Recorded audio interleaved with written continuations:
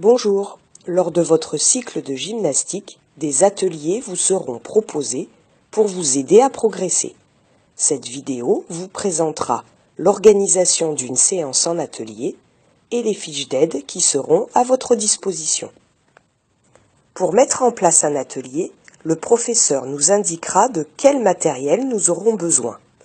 Nous devrons être très attentifs aux consignes afin de positionner très précisément le matériel indiqué et veillerons à le repositionner durant la séance s'il bouge.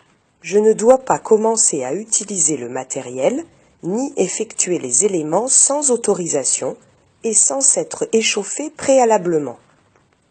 Ensuite, lorsque je me retrouverai sur un atelier, je ne dois pas commencer à réaliser un exercice sans avoir vérifié qu'aucun de mes camarades ne soit déjà sur l'atelier. Dès que j'ai terminé l'exercice, je dois sortir de l'atelier pour permettre à mes camarades de travailler à leur tour. Je ne dois pas changer d'atelier tant que mon professeur ne m'en a pas donné l'autorisation. Avant d'effectuer un exercice, je dois obligatoirement lire entièrement la fiche qui sera déposée à côté de chaque atelier. Lorsqu'un camarade travaille sur un atelier, je n'hésite pas à comparer ce qu'il fait aux consignes données sur la fiche. Je peux ainsi lui donner des indications intéressantes sur sa pratique et l'aider à progresser.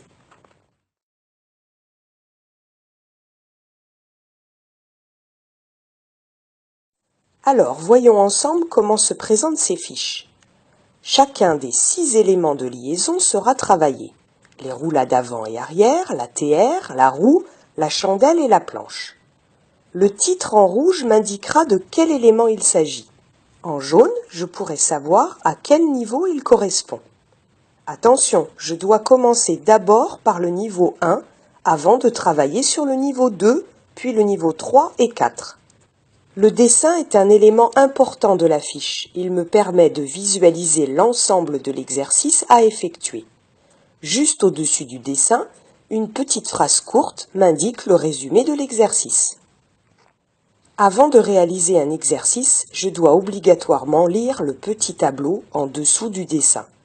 Il va m'indiquer dans quelle position je dois me trouver au début et à la fin de l'exercice pour être certain de bien le réaliser.